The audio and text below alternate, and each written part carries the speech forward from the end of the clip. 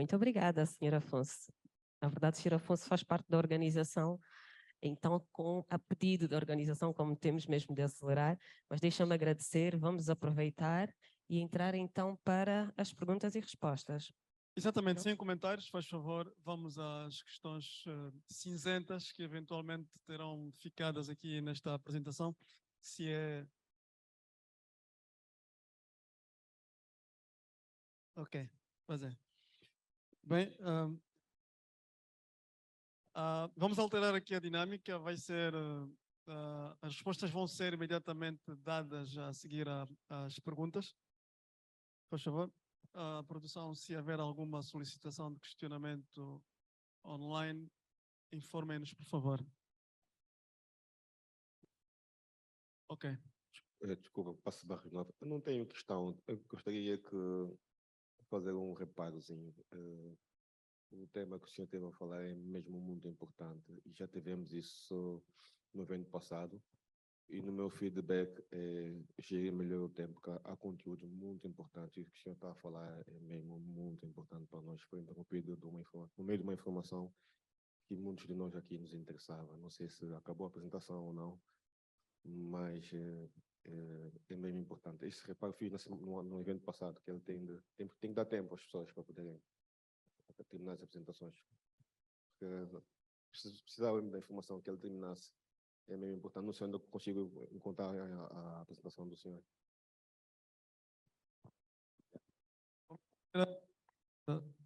Não, efetivamente, a sua apresentação. Ok. Está bem. Vamos saber se tem mais questões. Se não haver... tem uma questão. Não uma questão, mas sim uma sugestão ou até mesmo contributo. Faz favor, disponha. Vou pegar nas últimas palavras do senhor Afonso, que disse de cooperação. Devemos todo mundo cooperar. O grande problema, as empresas cá em Angola não cooperam com os profissionais que são desdenhados. Entre o criminoso e as empresas existem os hackers éticos. Não são uma entidade jurídica, mas sim pessoas, né, individuais, que apresentam falhas em empresas e são rejeitadas, principalmente as instituições estatais e as nossas empresas nacionais. Tivemos mais experiências em que apresentou-se falhas em servidores e até websites, mas são ignorados e às vezes ameaçam em chamar o SIC. Hoje, as grandes empresas americanas, e não só, estão no programa de Bug Bounty porque precisam dos hackers externos, que são chamados hackers do bem, para encontrar falhas em seus sistemas e a posterior a correção. Mas cá em Angola isso não existe e desdenham esses profissionais. Eu apelo para as empresas então que estão aqui e principalmente os diretores de TI, que têm sido grandes barreiras para esses profissionais, que possam mesmo receberem os relatórios e corrigirem. Obrigado. Se não houver nenhuma mão levante... tem uma intervenção da plateia física. Sim, bom dia a todos. O Walter Pune é o meu nome, eu vim da Chev. A minha pergunta é basicamente em relação às vulnerabilidades, né? E muito boa apresentação, para elogiar primeiramente, mas gostaria de saber se, além das vulnerabilidades identificadas a nível de corporativos, né, a vossa empresa também consegue identificar algumas vulnerabilidades no uso pessoal, por exemplo, falando de segurança digital. Sabemos que em Angola o uso de redes sociais e Facebook são muito elevado, mas o que tem se notado é que a maior parte das pessoas não tem nenhuma noção quanto ao uso de segurança nos seus próprios dispositivos eletrônicos. Então, gostaria de saber se tem algumas vulnerabilidades identificadas ou se tem feito algum trabalho a nível dessa área também.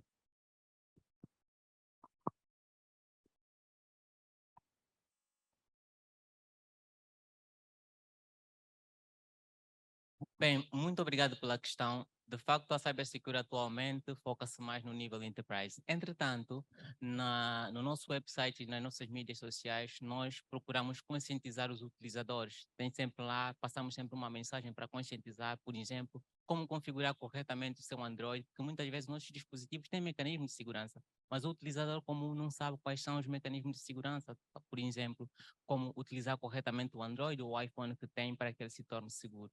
fazemos isso através de nossas mídias sociais por dar essa campanha de conscientização ao Security Awareness.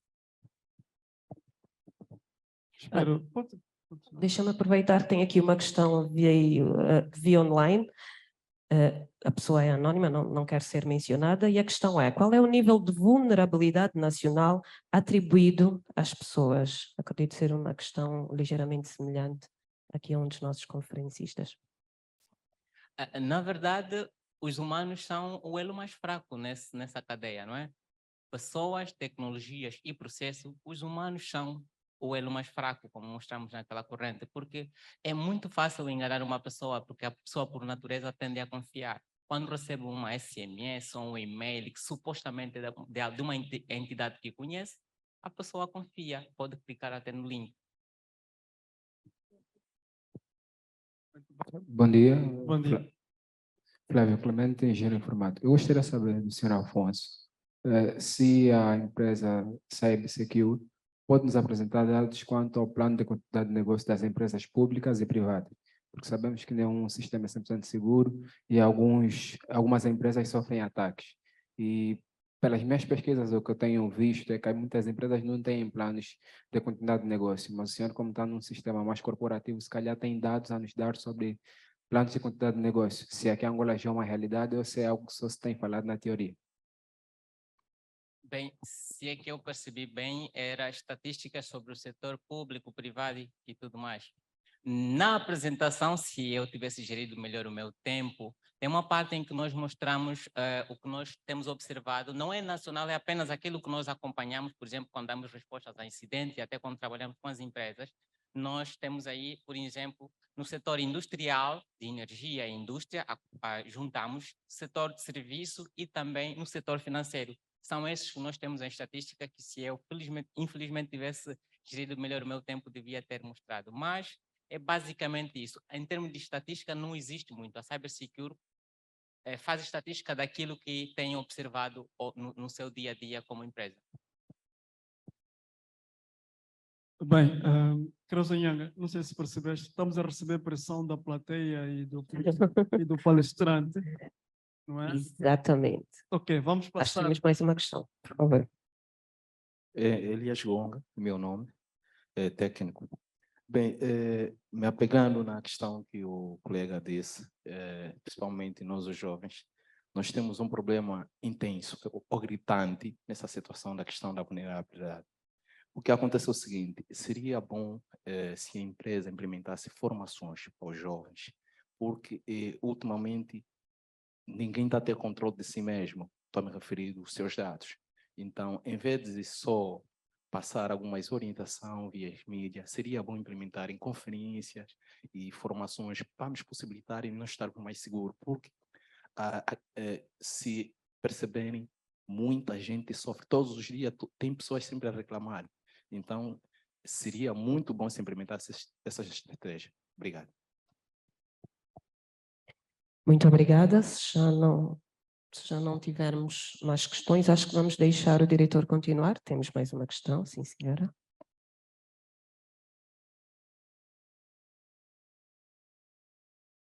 Alexandre Caboclo, eu, a título inicial, gostaria de deixar presente as minhas felicitações aos artífices desse magno evento. Começo por questionar o nosso preleitor relativamente à dissociação do fator ameaça em detrimento do fator vulnerabilidade, que foi muito bem abordado por si, desde já minhas felicitações. Eu gostaria que se apegasse ou nos fizesse um resumo, não é, paralelo ao fator vulnerabilidade, o fator ameaça. E quando refiro-me no fator ameaça, gostaria que sintetizasse na perspectiva humana o fator ameaça no âmbito das violações ou dos crimes informáticos a nível da instituição. Quais são as ameaças humanas que mais propiciam? Porque se nos apegarmos na sua abordagem, frisou, não é, que o exemplo da corrente contendo um cadeado, não é, cuja vulnerabilidade certamente seria o mau destino dado à sua chave, não é? certamente nós temos exemplos práticos que reportam que muitas das vezes a ameaça para o cometimento de determinadas práticas tipificadas como ilícitos criminais partem dentro da própria instituição e são praticadas por elementos afetos a essas instituições. Então, queria que fizesse um respaldo que é para melhor compreender esse pormenor.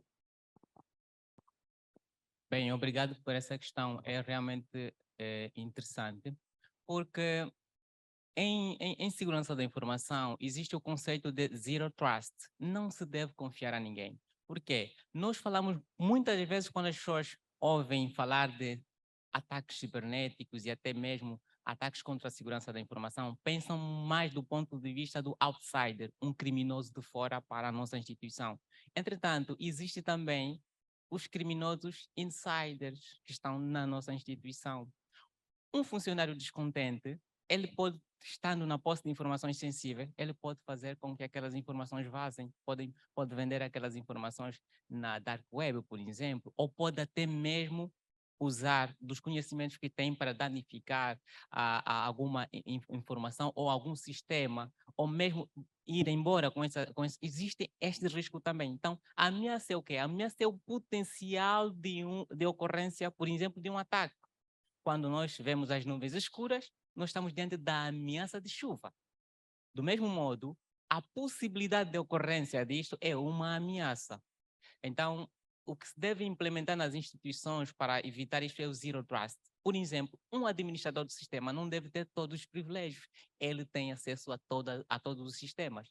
Até mesmo ele deve utilizar, todo utilizador deve apenas ter concedido aquilo que ele precisa para executar uma tarefa. Depois de execução, este privilégio deve ser retirado e sempre que precisar deve solicitar. Por exemplo, é um conceito que nós incentivamos muito as empresas a aplicarem. Estamos a ser mesmo pressionados pela organização. Vamos à última questão que vem via online, que diz: quanto aos comprovativos falsos multicaixa express, já pensaram em apresentar uma solução à EMIS?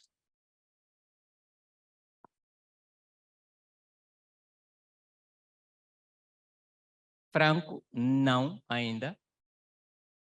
Pronto, está respondida e fica aqui o desafio à Cybersecure. Penso que não temos mais tempo. Penso que não temos mais tempo e obrigado, Dr. Alberto Afonso. Eu penso, se calhar, como ficou aqui, o Dr. Afonso pressionou-nos, há um conferencista que nos pressionou, o doutor disse que se tivesse terminado o seu raciocínio, considerações finais em 1 minuto, se tiver ficado alguma zona cinzenta por cobrir.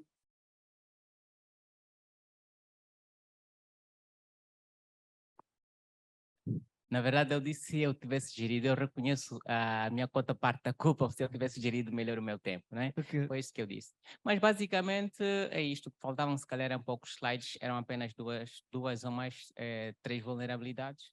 Mas é basicamente isso, resume-se também nesta sessão que tivemos de perguntas e respostas. Muito obrigado. Mencionar que o doutor Alberto Afonso é diretor de segurança da informação da Cybersecure, a organização que promove este evento. Logo, já sabem onde está o contacto, não é? Entretanto, vamos avançar, Creuza Nhanga. Vamos sim, senhora, e agradecer uma vez mais ao senhor Afonso, dizer que, verdade, eu também já fui vítima e foi exatamente a empresa Cybersecure que acabou por recuperar a minha conta. Então, muito obrigada, senhor Afonso, uma vez mais. E vamos agora para um curtíssimo intervalo, vamos a um coffee break, momento de networking. Acho que vai dar para interagirmos um bocadinho mais uns com os outros e depois vamos para o próximo painel.